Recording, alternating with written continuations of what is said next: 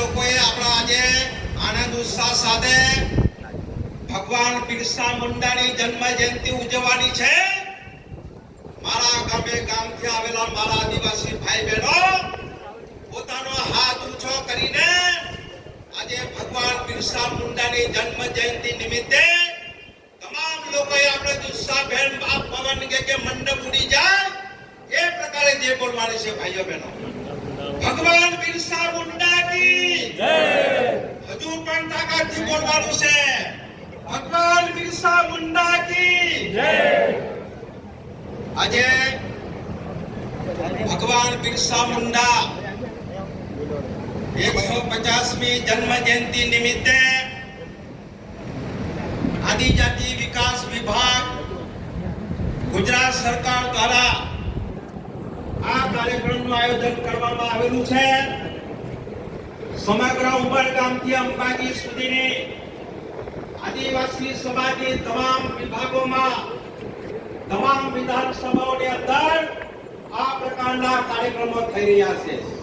એના ભાગરૂપે આપણી સંખેડા વિધાનસભા 139 ના આપણા લોકલાડી આવેલા અભયસિંહભાઈ દરવીના અધ્યક્ષપણા હેઠળ આ કાર્યક્રમ આજે યોજી રહ્યા છે।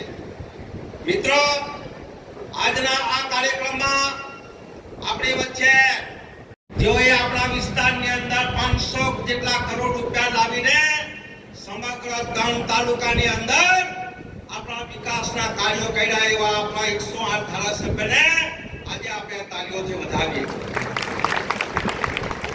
આપણી વચ્ચે અમારા ભારતીય જનતા પાર્ટીના મહામંત્રી આદરણીય ટીએફ પરમાર સાહેબ, તાલુકા પંચાયતના પ્રમુખ ભાવનાબેન ભીલ,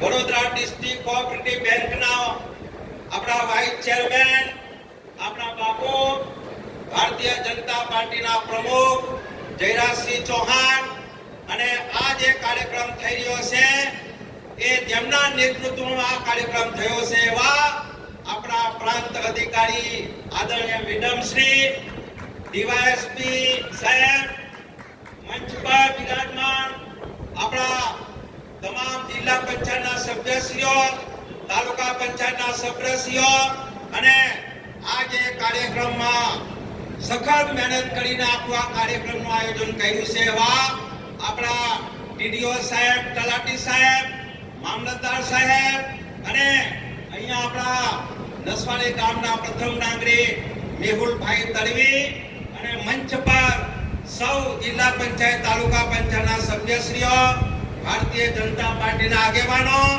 અને ગામે ગામથી પધારેલા મારા ભાઈઓ અને બહેનો અને લાભાર્થી ભાઈઓ અને જેઓએ અહીંયા આદિવાસી સંસ્કૃતિ, ધર્મ, સંસ્કૃતિ અને સભ્યતાના આધાર પર આદિવાસીનું પૂજન કર્યું છે એવા બળવાઓ પણ આપણી વચ્ચે ઉપસ્થિત છે, એમને આપણે તાળીઓથી વધાવીએ।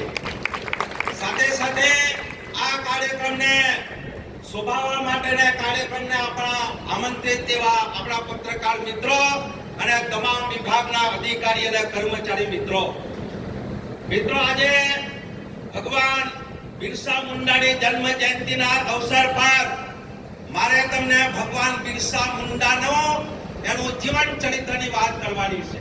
ત્યારે તમને જણાવતા આનંદ થાય છે આ બિરસા મુંડાનો જન્મ 15મી નવેમ્બર 1975 બિહારની અંદર રાંચી જિલ્લાના ઉલીહાનું નામનું ગામ હતું નાનું, એમાં બિરસા મુંડા ભગવાનનો જન્મ થયો હતો અને આ બિરસા મુંડાના પિતાનું નામ સુગના મુંડા હતું, માતાનું નામ કણમી મુંડા હતું। આ નાનો દીકરો, નાના ગામમાં જન્મેલો દીકરો જે તે વખતે 18મી શતાબ્દીમાં અંગ્રેજોનું સામ્રાજ્ય હતું તે વખતે એમનો જન્મ થયો હતો અને આ બિરસા મુંડા ના ગામની આજુબાજુ મિત્રો કોઈ સારા નથી, કોઈ નિશાન નથી, એટલે આ બિરસા મુંડા નાનો દીકરો એનો મામો પોતે લઈ જઈને એના મામાના ઘરે જઈને એને 1 થી 4 ધોરણમાં અભ્યાસ કર્યો હતો। તમને જણાવતા આનંદ થાય છે કે બિરસા મુંડા ભગવાન જ્યારે નાના હતા ત્યારે એમના મામાના ઘરે રહીને ભણવા મૂકેલા તે વખતે ખ્રિસ્તી મિશનરીઓની શાળામાં ત્યાં એમને ધર્માંતર કરવું પડતું હતું અને એમણે હિન્દુમાંથી આદિવાસીમાંથી ખ્રિસ્તી બનવું પડ્યું હતું અને ખ્રિસ્તી બને તો શાળામાં પ્રવેશ મળતો હતો એટલે એમણે ખ્રિસ્તી ધર્મ અપનાવીને 1 થી 4 ધોરણ સુધી એમના મામાના ઘરે રહીને અભ્યાસ કર્યો હતો. એક દિવસે બિરસા મુંડા જ્યારે શાળામાં ભણતા હતા ત્યારે એમના શિક્ષકે આપણા આદિવાસી સમાજ અને મુંડા સમાજની વિરોધમાં એમનો શિક્ષક અભ્યાસ કરાવતો હતો. રામાયણ મહાભારત ને ગીતાની વિરોધમાં અભ્યાસ કરાવતો હતો. બિરસા મુંડાએ ઊભા થઈને કીધું, એ સાહેબ તમે જે વાત કરો છે એ તદ્દન ખોટી છે અને હું આ વાતમાં સંમત નથી. આ પ્રકારે અવાજ ઉઠાવ્યો હતો અને અવાજ ઉઠાવતાની સાથે આ બિરસા મુંડાને સ્કૂલમાંથી કાઢી મૂકવામાં આવ્યો હતો અને ફરી એને પ્રવેશ નતો આપ્યો. ત્યારબાદ બિરસા મુંડાએ અભ્યાસ કરવામાં વાંચતા લખતા આવડતું હતું એટલે એના મામાના ઘરે બકરી ચરાવવા જતો હતો અને એક દિવસ મિત્રો એવી ઘટના બની કે બકરી ચરાવતા જંગલમાં એ વાંસળી વગાડવાનો એમનો શોખ હતો. તો વાંસળી વગાડતા બકરી એક ખોવાઈ ગઈ અને એક બકરી ખોવાઈ ગઈ એ મળી ના. એટલે એના માસીએ કીધું છે, બિરસા બકરી કઈ છે? બકરી નથી. તારા માસા આવશે તો મારે હું જવાબ આપવો પડશે. એટલે બિરસા મુંડા તો અહીંથી રવાના થઈ ગયા. એના મામાના ઘરેથી આ નાનો એવો દીકરો એ એમના પોતાના વતનમાં જતો રહ્યો. આ પ્રકારનો ગરીબ પરિવારમાં જન્મેલો દીકરો, એનું બાળપણ આવું હતું મિત્રો. એને વાંસળી વગાડવાનો શોખ હતો. બાળપણમાં જ્યારે એના પોતાના ઘરે ગયો તો એને 2 ટન ખાવાનું પણ મળતું નતું. ધ્યાનથી સાંભળજો.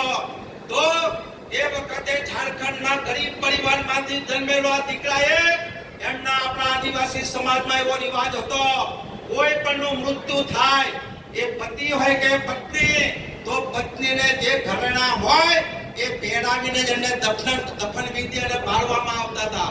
તે આ બિરસા મુંડાને પસંદ નતો. આ કુરિવાજ છે, એનો વિરોધ હતો અને દાટી દેતા હતા. એમાંથી એક દિવસે એમના પરિવારમાં 2 ટન ખાવાનું મળતું નતું. એના પપ્પા જંગલમાં જઈને જડીબુટી લાવીને એનું જીવન ગુજારતા હતા. એવા સમયે બિરસાએ એ સ્મશાનમાંથી લાશ કાઢીને રકમમાં લઈ આવીને બજારમાં વેચીને અનાજ લઈ આવ્યા હતા. તો એની મમ્મીએ કીધું કે આ ચોરી કરેલું અનાજ કેમ લાવ્યો છે? તું મારા ઘરમાંથી નીકળી જા. એમ કરીને એને ઘરમાંથી નીકળીને પહાડોમાં જતો રહ્યો હતો અને પહાડોમાં વર્ષો સુધી એને જીવન ગુજાર્યો હતો અને પહાડોમાં રહીને એમણે રામાયણ મહાભારત ગીતા અને ધાર્મિક શાસ્ત્રોનો અભ્યાસ કરીને એને પોતે જ્ઞાન પ્રાપ્ત કર્યું હતું અને જ્ઞાન પ્રાપ્ત કર્યા પછી આ બિરસા મુંડા એ પોતે સમગ્ર વિસ્તારની અંદર પોતાની સેવા પ્રવૃત્તિ કરવા માટે નીકળ્યા. તે વખતે એ જાણવા જેવી વાત છે મિત્રો, તે વખતે અંગ્રેજોનું સામ્રાજ્ય હતો અને તે વખતે રિવાજો એવા હતા કે તમારું લગ્ન થાય, તમારું મરણ થાય, તમારી કોઈ ધાર્મિક ક્રિયા થાય કે તમારે કોઈ પણ પ્રવૃત્તિ થાય તો અંગ્રેજો એના માટે ટેક્સ ઉઘરાવતા હતા. તમારી પર કોઈ ફરિયાદ થાય તો વકીલના નહીં પણ તમારે બધા પૈસા ચૂકવવા પડતા હતા. આ પ્રકારનો ભયંકર ટેક્સ અને અંગ્રેજો દ્વારા અત્યાચાર કરવામાં આવતો હતો અને આદિવાસી વિસ્તારનો જે અત્યાચાર હતો એના કારણે બિરસા મુંડાએ જે તે વખતે સમાજમાં એક ક્રાંતિ લાવી હતા અને ક્રાંતિકારી ક્રાંતિ લાવવાના કારણે સમાજની અંદર એમણે સમાજ સુધારક તરીકે પણ કામ કર્યું હતું. અને આજના દિવસે મારે આનંદ ઉત્સાહ સાથે મારા પરિવારને કહેવું છે, આ બિરસા મુંડા ભગવાન એટલે બન્યા હતા કે જે તે વખતે ગરીબ પરિવારમાં અંધશ્રદ્ધા દૂર કરી હતી, કુરિવાજો દૂર કર્યા હતા અને એમણે જે તે આપણા આદિવાસી ભાઈઓ બહેનોને એવું સમજાવ્યું હતું. એમને નિયમ નક્કી કર્યા હતા કે ઈશ્વર એટલે સિંગબોગ એક છે. ખ્રિસ્તીમાં ઈશ્વર કહેતા હતા અંગ્રેજો. નહીં ભાઈ, આપણે ખ્રિસ્તીમાં ઈશ્વર નથી બોલવું, આપણે આપણી ભાષામાં સિંગોર ભીંગ પોછા ભગવાન તરીકે એમને નામ આપ્યું તો ગાયની સેવા કરો, તમામ પ્રાણીઓ પર દયા ભાવ રાખો, નશો ના કરો, અશુભ ભોજન ના કરો, સાદગી રાખો, ઘર સ્વચ્છ અને સુગંધ રાખો, પોતાના ઘરમાં તુલસીનો છોડ રાખો, વડીલોને આદર કરો અને કુસંગીથી દૂર રહો. ખ્રિસ્તીઓની મોહજાળામાં ના ફસાવો. પરધર્મ સારો, સ્વધર્મ અપનાવો. પોતાની સંસ્કૃતિ, ધર્મ અને પોતાના પૂર્વજો પર અટૂટ શ્રદ્ધા રાખો. ધર્મ, સંસ્કૃતિ અને પરંપરાને ભૂલવાથી સમાજની ઓળખ ભૂલાઈ જાય છે. અને છેલ્લે એમણે કીધું, સંપત્તિ રહો, અંદર ઝઘડા ના કરો.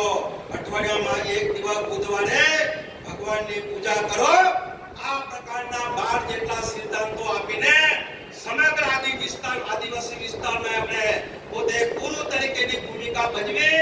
જે તે વખતે દુકાળ પડ્યો તો ખાવાનું નતું મળતું, લોકો કમતે મરતા હતા. તે વખતે પણ મોટા ભયંકર રોગ થતા હતા. એ અસાધ્ય લોકોને પણ જડીબુટીનું ઓળખ આપીને આ બિરસા મુંડાએ લોકોને સારા કરતા હતા. એટલે જે તે વખતે 4-5 રાજ્યોની અંદર આપણા બિરસા મુંડા ભગવાન તરીકે પૂજવા લાગ્યા હતા મિત્રો. પરંતુ આ અંગ્રેજોની ગુલામી સામે ક્રાંતિકારી લડાઈ કરવા માટે બિરસા મુંડાએ સંગઠન બનાવ્યું હતું.